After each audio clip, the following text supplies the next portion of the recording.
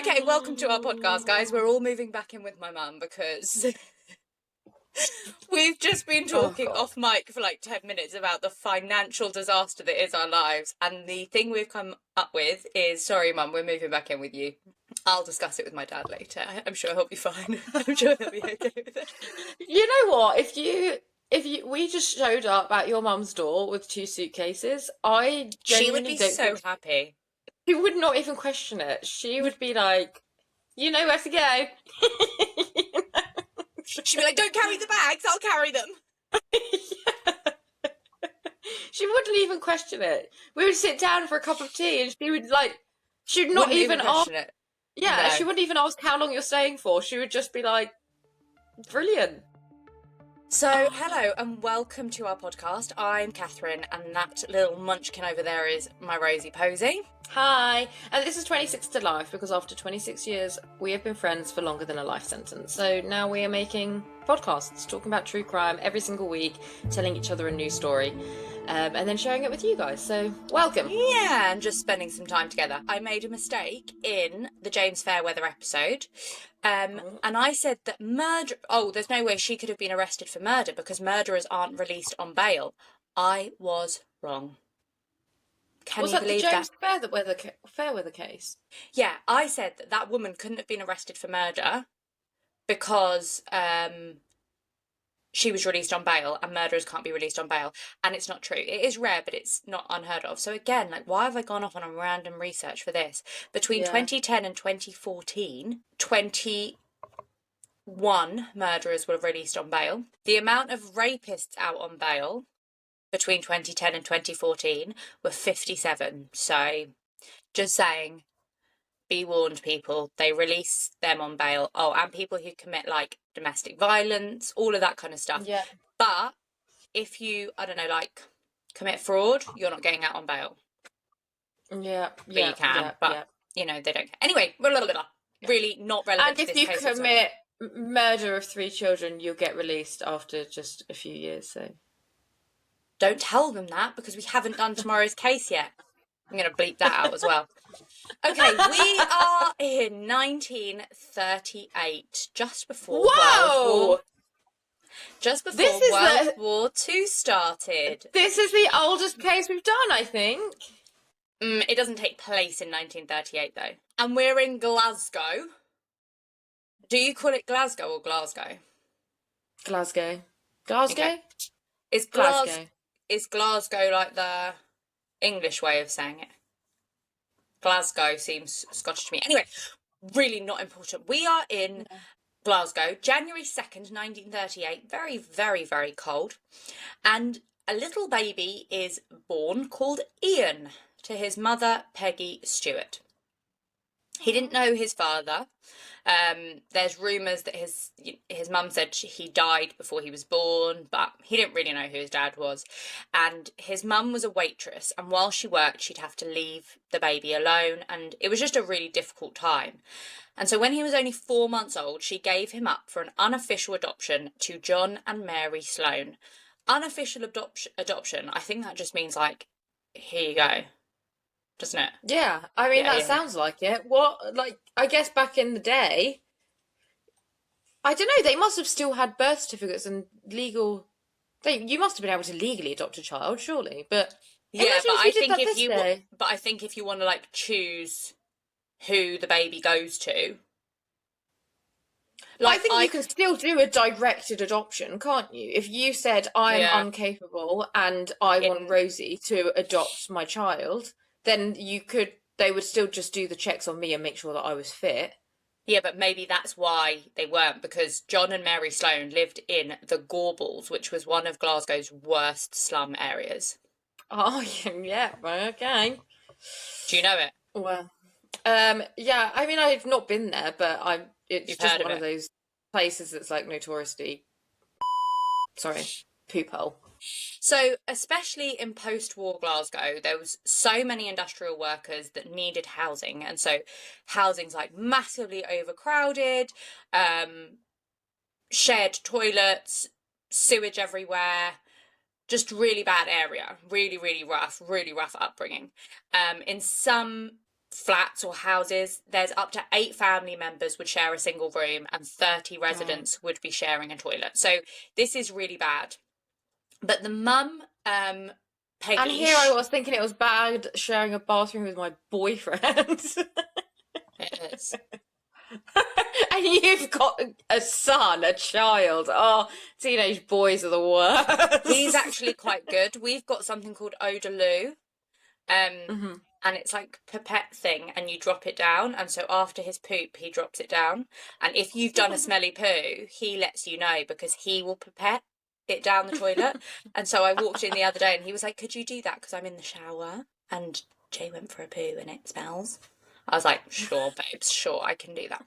Anyway, Peggy would go and visit her son Ian, and she wouldn't tell him who she was, so she would just go and visit up until he was about 12, when she remarried and she moved to Manchester. So that must be really hard for her. Like, she would go and see her baby that she couldn't take care of.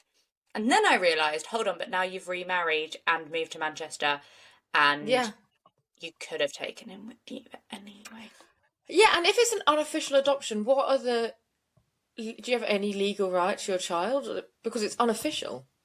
You have all the legal rights to your child. Even if they've been adopted? But they haven't been adopted. She's just handed them a baby and gone, there you go. Oh, yeah, but no, that's what I mean. So, like, if it's an unofficial adoption... She can just take She can still just take him back, but she didn't. But I don't know, And then she remarried a guy called Patrick Brady. Little did he know that when he was only 4 years old, in Manchester, a little baby girl called Myra was being born, July 23rd, 1942. Are you recognising any of these names? No. Okay. And she was named Myra Hindley. And they were forever going to be, like, infamous. Their names are forever going to be joined. Ian was quite a difficult child. So Ian is still in Glasgow? Ian's in Glasgow. Myra, a little baby, has been born... Is in Manchester. In Manchester. Ian was 4 when she was born. They have no knowledge of each other, nothing to do with each other at the moment. He was isolated as a child. He threw lots of tantrums. He was just a douche face. And as he got older, he became really, really obsessed with the Third Reich and Nazi material and the works of a guy called Nietzsche. He was a philosopher. I already hate him. No, Nietzsche is not. He's a philosopher, and actually he does not believe in nationalism. He doesn't believe in anti-Semitism, but a lot of far-right nationals... Why do I do that? A lot of far-right nationalists use his work to support their argument, even though he didn't agree with them, because he believed in something called will to power, which is the belief that humans want to assert dominance. And he also believed in the Übermensch, which is the belief in, like, the perfect person who transcends, like, social norms and is just great. But it's also the opposite of the Untermenschen, which, when the Nazis came along, the Untermenschen was anyone who fell into their category if they didn't like them. So Jews, disabled, gay, gypsy, anyone like that fell into the Untermenschen. So even though this philosopher didn't agree with the Nazis, his work was still used to prove far-right policies. That's why it's just... Anyway, see, not relevant at all. Don't know why I went down that rabbit hole. So Untermenschen you obviously know about, because those are the ones who... that's how the German people described anyone who they didn't feel fit their perfect Aryan race. Yeah.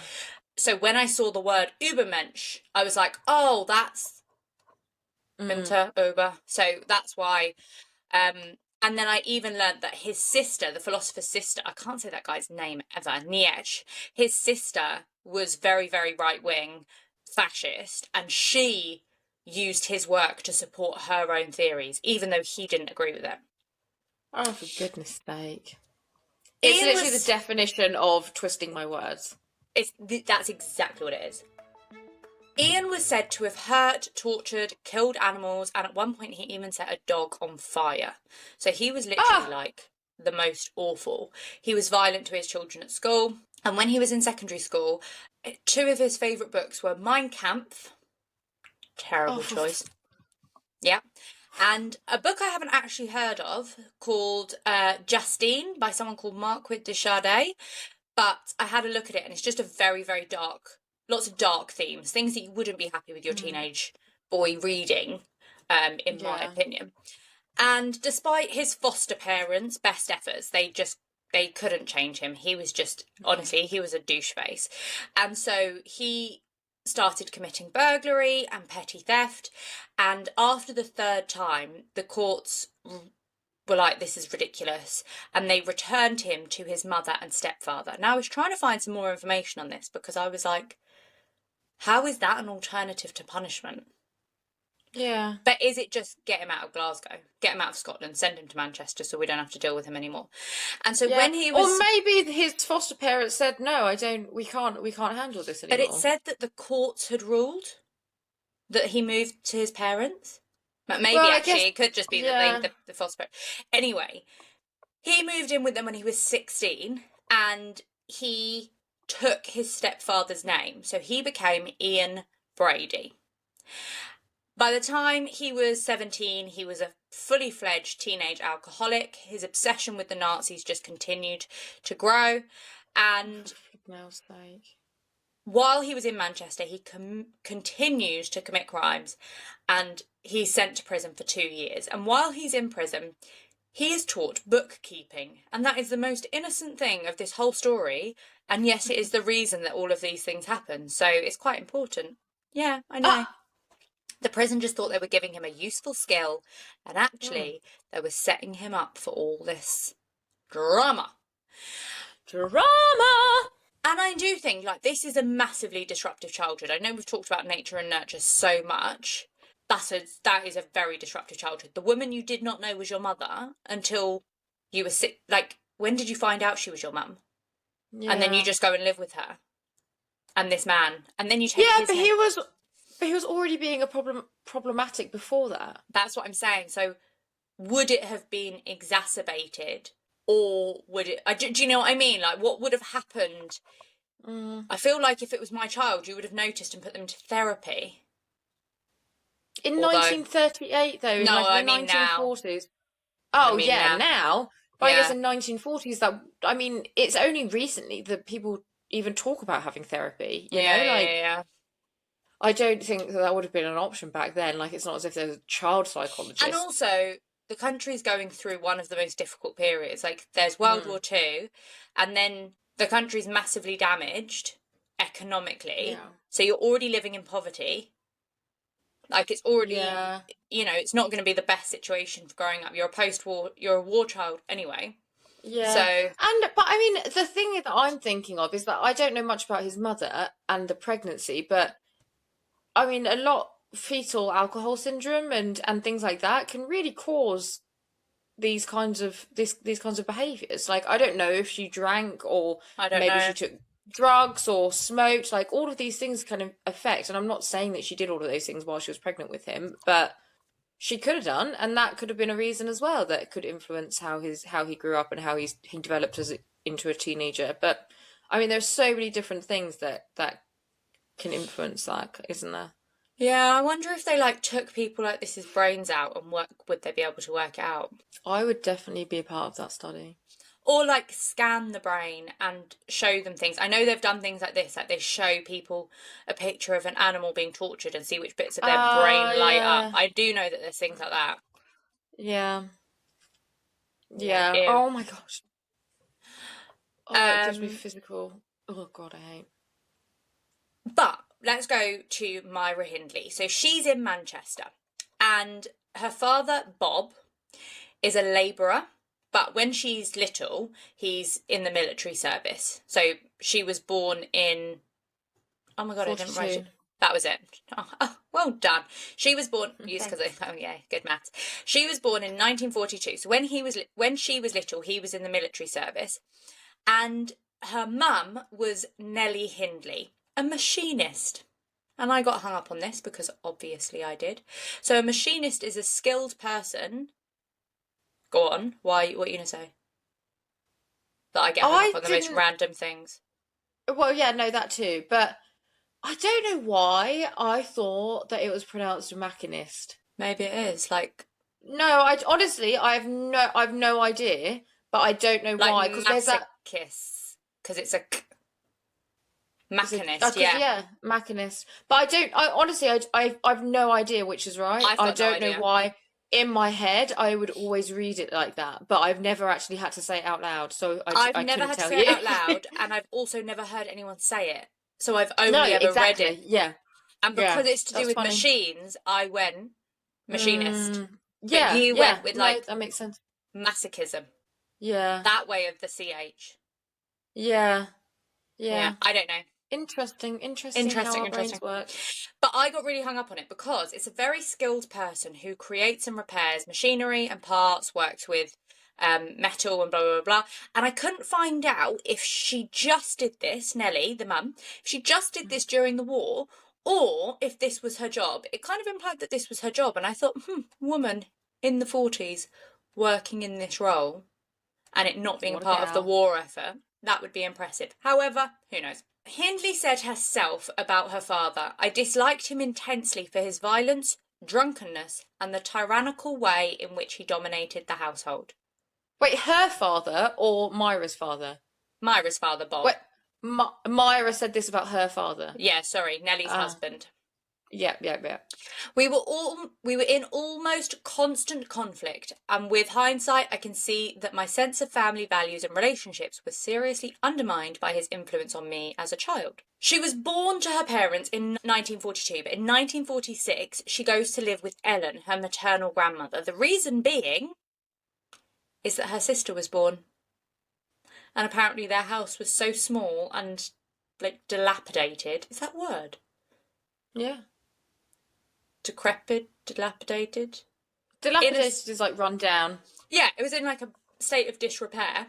So they needed to send one of them away, and they chose to send Myra away. But it does seem that there was other reasons for it. It seems that her dad was very violent, and the grandmother saw this, and Myra would often fight back or intervene when her father was violent to her mum. And so she would often end up getting hurt. And that also could be one of the reasons that she went and lived with the grandmother. Sure. But she was considered very, very bright. She was good at sports, and she was said to be a very good swimmer. And this is important because when she's about 15, one of her friends goes swimming, Michael, and he drowns. And she had been invited to go swimming with him that day, and she hadn't gone. And then she felt that, if I'd been, I might have been able to save him. Which, I don't like this woman, but that is also not the case. So being a strong swimmer does not equate to a 15-year-old being able to save her friend from drowning. Like, that is a difficult thing to do. Yeah. And at this point, she does the most problematic of things. What do you think she does? I don't know. Before you guys say it's not taking up pottery. So maybe it's the second most problematic thing. She starts bleaching her hair. Oh. Yeah. They were all very like, oh my God. Myra. So they see it as the ultimate show of teenage rebellion. Every single article talks about she bleached her hair, she bleached her hair, she bleached her hair. Not long afterwards, That'll be in my in my news articles that I dyed my hair red when I was like 15. Whoa, that was the start. I mean, at least you didn't go for sunning. For what? Sunning. What is that? Are you joking? Did you grow up in the same era as me? Sunning? Every single girl used to put sunning in their hair. Obviously not me, because have you met my mother? And it would like destroy your hair. Like it made it like straw. Oh no, I never I'm had going to that. find some pictures of the girls when we were at school, and I'm going to send them to you. Not long after this, she leaves school and she goes to work as a clerk. And her second job, when she's 18 years old in 1961, she gets a job in Millward's merchandising. Good bit of alliteration there. And she met Ian Brady, the stock clerk, and he had learnt these skills. He's utilising the skills that he learned in prison.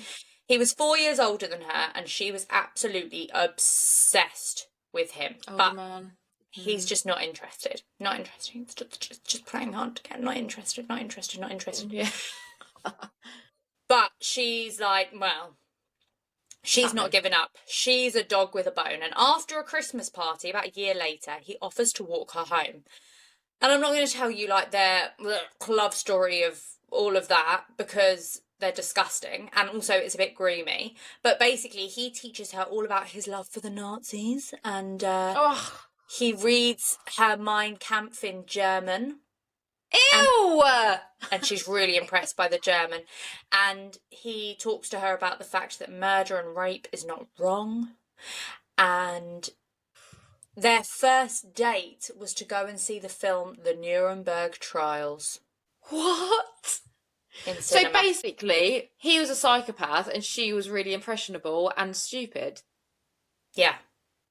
But Brilliant. a lot of the sources kind of like give her a lot of grace, and I just don't want to do that. Like, she also still was 18 when she met him. She also still took part in all of these things. Like, I'm just not prepared to be like, oh, she... Yeah. Anyway, she changes... At the end of the day, if I went on a date with someone and they were reading me Mein Kampf in German, I would be like, major red flag and get out. You know, I wouldn't buy into it. If someone said, actually, I think that rape and murder are good to go, there's nothing wrong with them, I'd have been like, show me your closet right now because I know there's a dead person in there. Yeah. And I'm calling the police. Like, you just wouldn't. No. I also would not be that impressed by the German. I don't think German's like a particularly pretty language. Yeah, and honestly, if you don't know German, he could have just been saying anything he liked. He might not have been like, he might not have been saying any of the words correctly. But she would just be like, wow. I hate that people read Mein Kampf and they're like, oh, I can feel that this is my story. And because Mein Kampf means my struggle, and it's so... Yeah. Shut up! Just shut up! Yeah. You need to struggle. Your life is fine. Yeah. Calm down. Yeah. I didn't realise I'd get so angry with Hitler on this podcast. Yeah. I hate Hitler so much. I can't cope with how stupid people are that they're still getting excited by Hitler.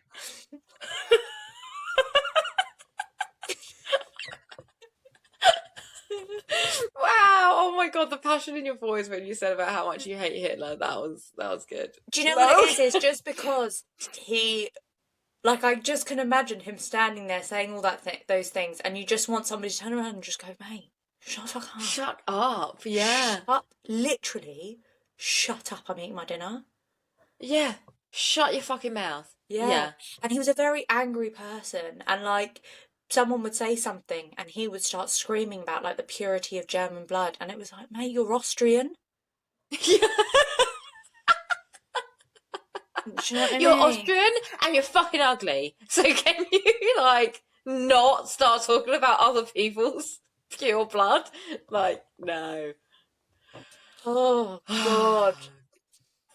Anyway, what a twat. Honestly, what a twat. An absolute twat. I don't even know what I'm talking about anymore. Okay, so... Myra, she, like, changes her dress sense and blah, blah, blah. And I do think that there is a level of everything that happens, because of hindsight, people now blow it out of proportion. And I'm not saying that to take away from what she does, but it is kind of like, oh, she bleached her hair and she changed her clothes. She was also a teenager. Like, I'm not saying that she... Yeah. But, you know... I think the Mein Kampf was more problematic. I think we should focus more on the fact that she was okay with sort of, you know...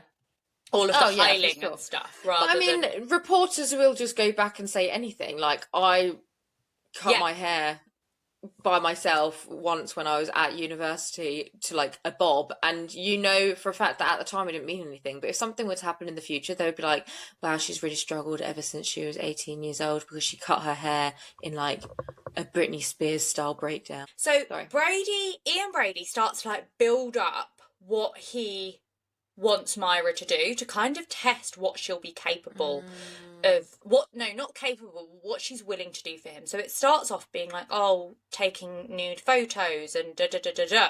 And then he plans a robbery, like plans the entire thing.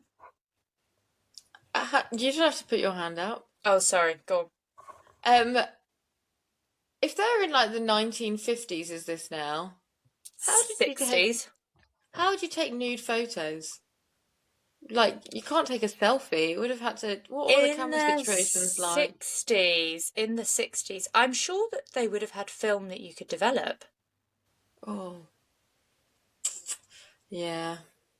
Okay. Yeah, I think the 60s they would have been developing film.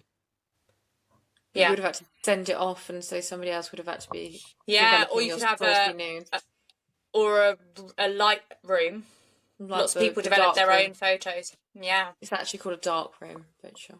I know, but it's got red lights in it. And then I thought red light, and then I thought, oh, have I got that? Anyway. Wow, I need to be finished in 40 minutes, and I'm not even halfway through. We can go a little bit over. No, I can't. I've got to drop a cake into Leo's school at 12:15. Brady plans this whole robbery to see if, like, Myra will go along with it. And she does, and he's like, okay, got ya. I now know that she'll do whatever.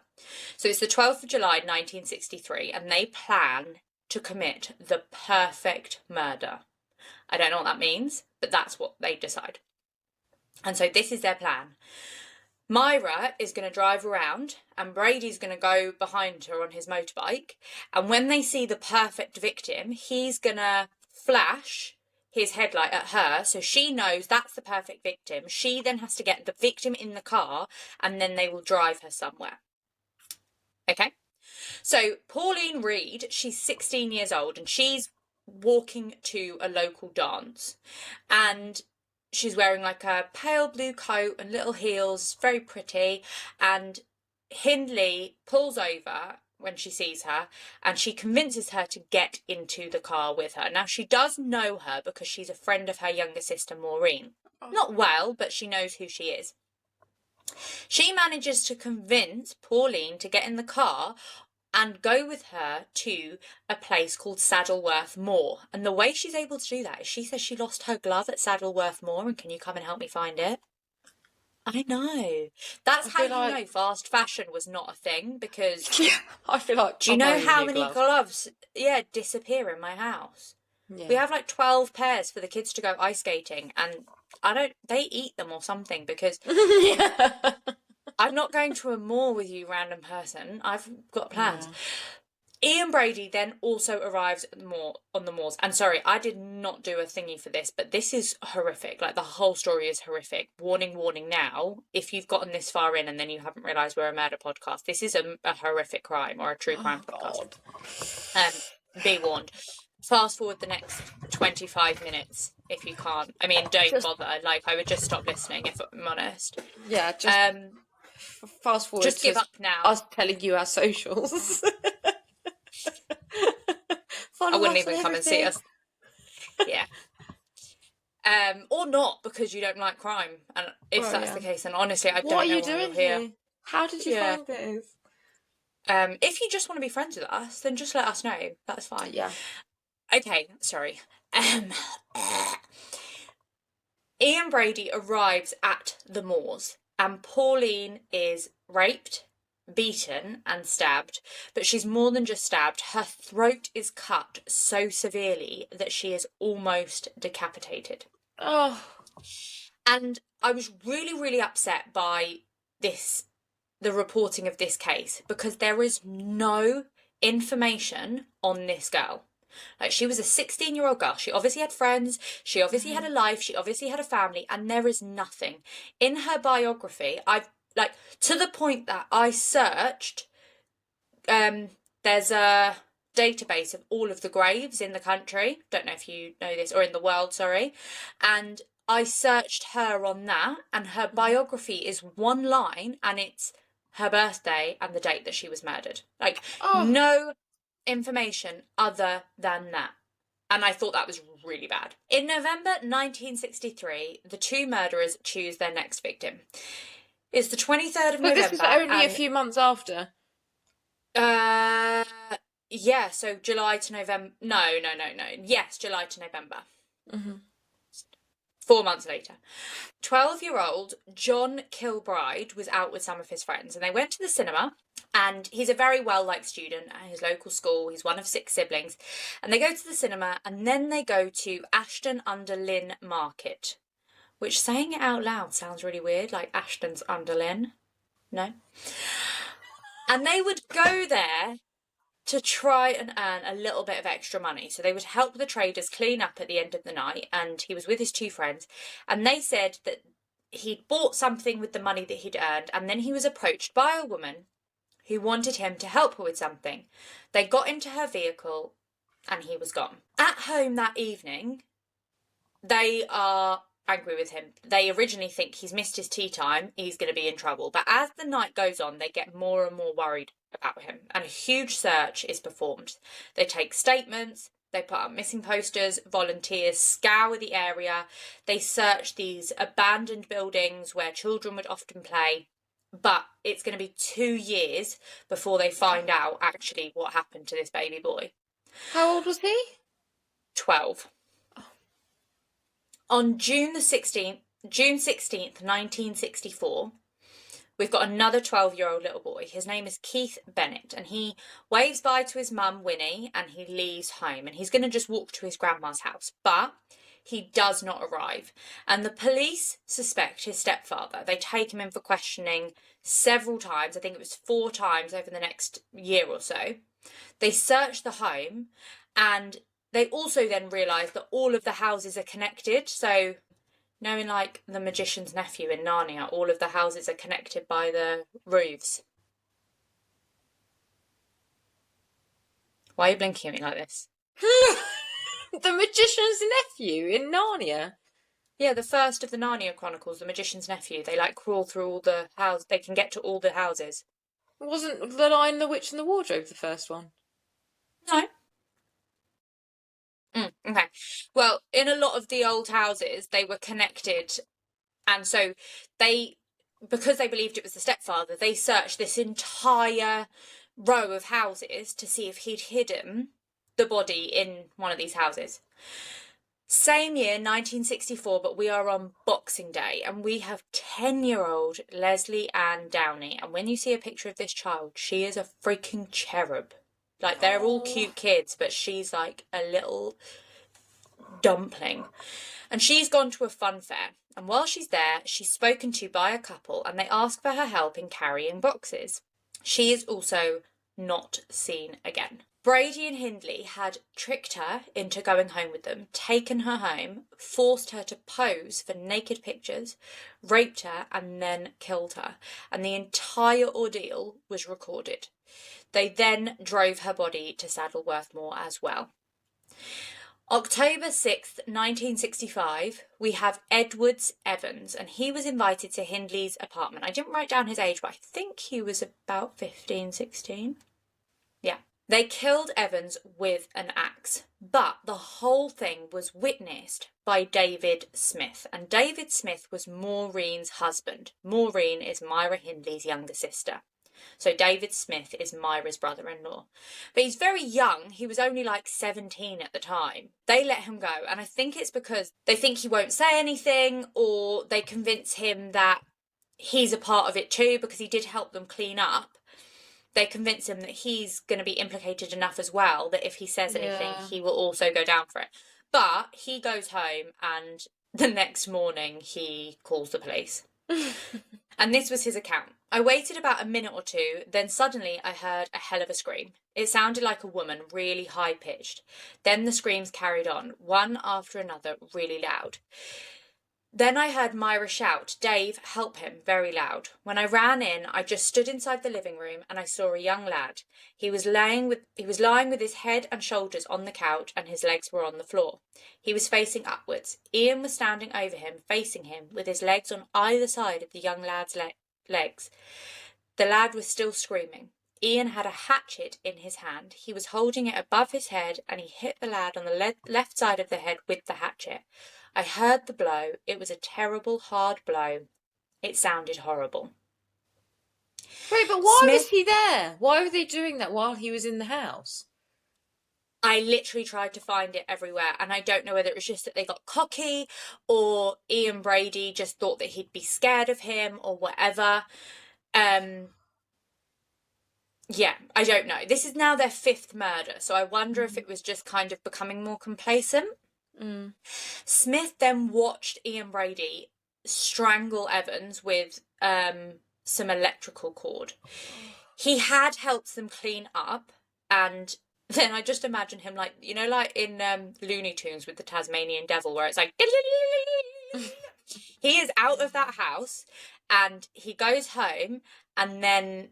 The next morning, he goes to a phone box to call the police. The police believe him, go to the apartment, search the apartment, find Evan's body because they agreed they were going to get rid of him later, and the axe that was used to kill him. Brady was arrested, and he claimed that Myra was not part of it at all. Myra Hindley was nothing to do with it, and he said that him, Smith, and Evans had got into a fight, and the death had just been a complete accident. A complete accident? How on earth does he think that he's going to pull that off when he literally hit him over the head with a hatchet and then strangled him with electrical tape? But yeah, that was an accident. Yeah, he slipped and fell.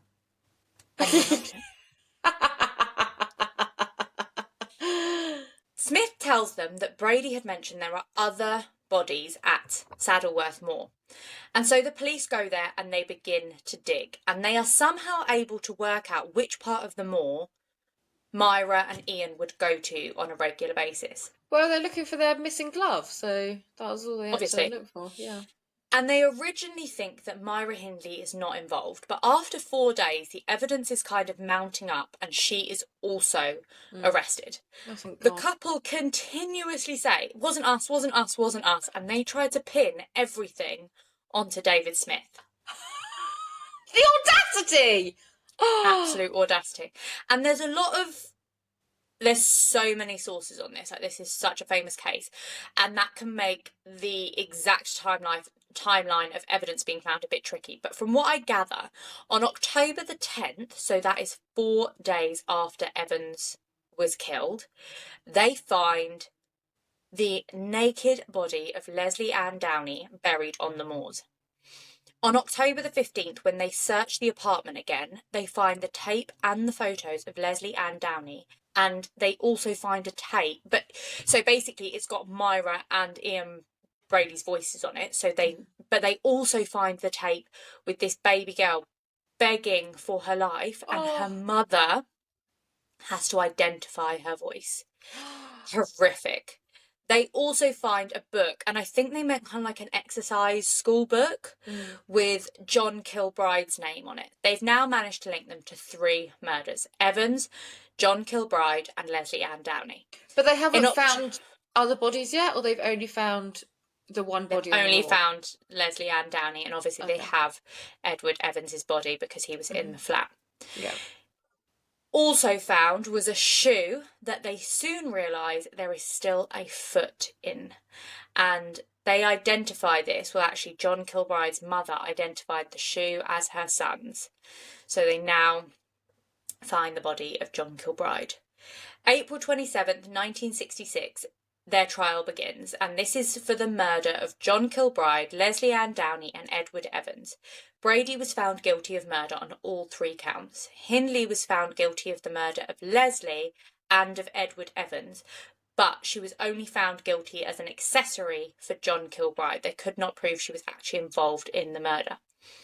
At this point, Pauline and Keith's bodies have not been found, and so charges are not brought against them. They don't even know that it's linked at this point.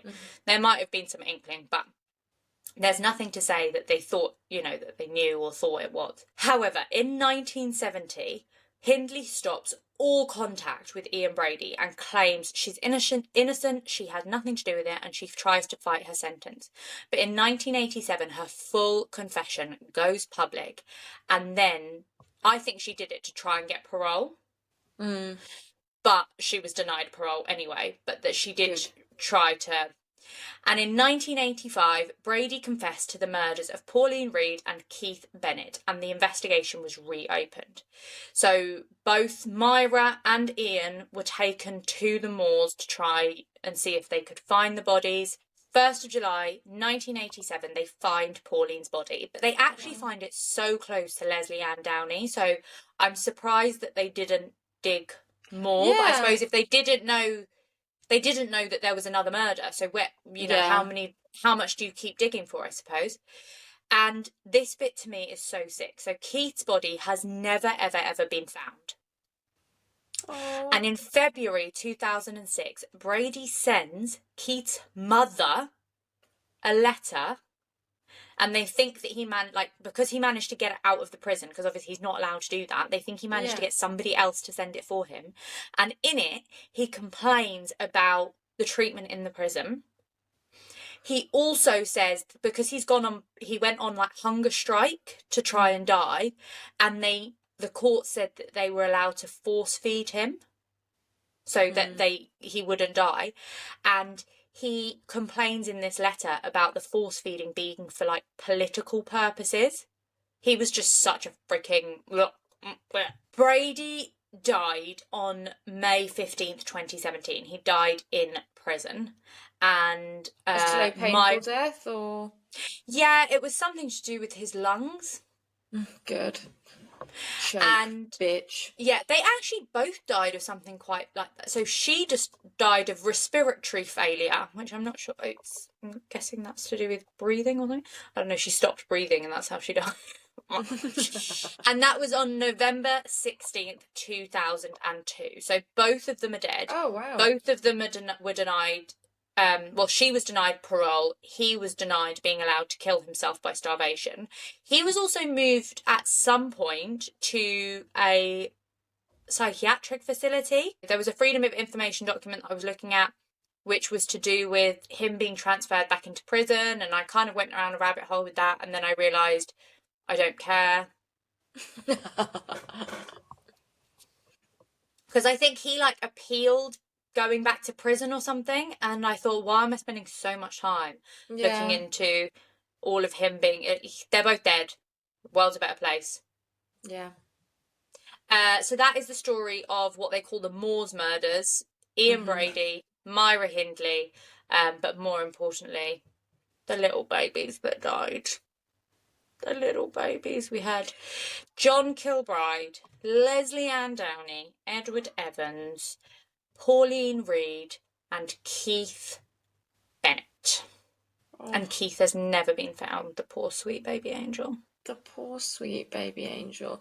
And what's so sad is that all of those kids got into the car with these people because they genuinely wanted to help them. Were nice little helpful babies. Yeah, helpful babies. This is where stranger danger came from. Really? No, I don't know, but I'm guessing. Oh. Now, kids would be a lot less willing to do that, right? Yeah. I mean, the only one is Pauline. It was her friend's sister. Yeah. Yeah. Freaking hell. Yeah. But equally, if I was 16 years old and someone said, oh my God, I lost my dog up at the moor, can you help me? I probably would have been like, oh my God, yeah. Especially, can you imagine if it was my sister? Yeah, exactly. Yeah. Wild. Yeah, if your sister came up to me on the street it was also, and was come help find the dog. It's a crime that could only have been committed at this time because mobile phone signals, CCTV, all of those things. Now you wouldn't. These crimes would not have been able to happen because they would have seen, or they would have been able to know that. Why were you near my sister at that time? And then they would have eventually put it all together. Whereas at the time they didn't have those things. Yeah, it's like in the Karen Buckley case, they were able to track Alexander Pacto from the moment that he left the club all the way until the following day, and they knew exactly where he'd been. So, no, it makes sense. That makes sense. But, I have to go and drop a cake off. So go follow us on everything. We are 26tolife_pod on Instagram and TikTok, and 26tolifepod on YouTube and Spotify. But go to our link tree in our Instagram and just follow it so you can listen to it, because some people have said when they search it, it's not coming up. And I think that's because you guys just need to love us a little bit more. Leave us comments. Say nice things. Yeah. Suggest cases as well. Give us good reviews. Okay, love you. Love you, bye! Bye!